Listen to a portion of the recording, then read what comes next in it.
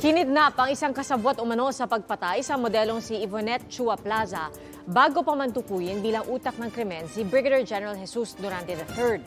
Posible may kinalaman naman sa isang video clip ang pagpatay ayon sa isang reliable source ng GMA Regional TV 1 Mindanao.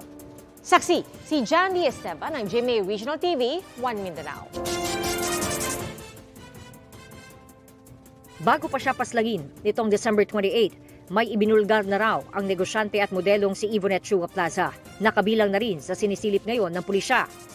Sa isinapublikong screenshot ng usapan ni Plaza at ng social media personality na si Sian Gaza, sinabi ni Plaza na nagkaroon sila ng relasyon ni Brigadier General Jesus Durante at binantaan daw siyang papatayin kung hindi makikipagbalikan sa huli. Actually, we tried to invite Christian Gaza through his Facebook account sa Messenger, no, and we received no reply from him.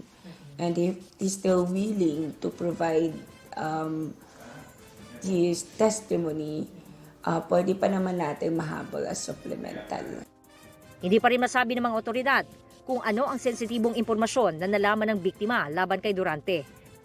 Pero ayon sa natanggap na impormasyon ng GMA Regional TV 1 Mindanao mula sa isang reliable source, video clip ito na may kinalaman sa trabaho ni Durante bilang commander ng 1001st Brigade.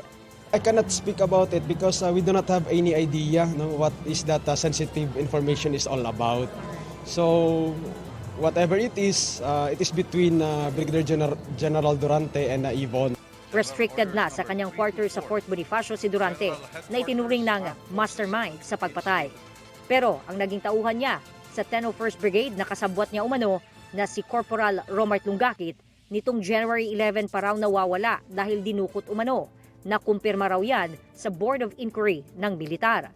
Patuloy ang paghahanap ng 10th Infantry Division sa kanya. Gayon din kay Private First Class Rolly Cabal na suspect sa krimen. At nag-awol naman o absence without leave mula pa nitong January 19. Bantay sarado naman ng 10th ID sa Camp General Manuel Yan Sr. sa Mawab, Davao de Oro ang suspect na si Staff Sergeant Gilbert Plaza, ang sinasabing gunman na si Sergeant Delphine Shalsa Jr.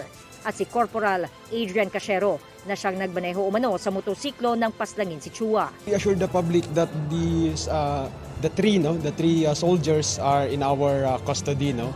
And yes, they are currently in headquarters 10 ID, no? And we assure them na andun talaga sila sa aming headquarters. Dalawang iba pang sangkot sa krimen ang hindi pa nakikilala. Para sa GMA Regional TV 1 Mindanao at GMA Integrated News, ako si John D. Esteban, ang inyong saksi.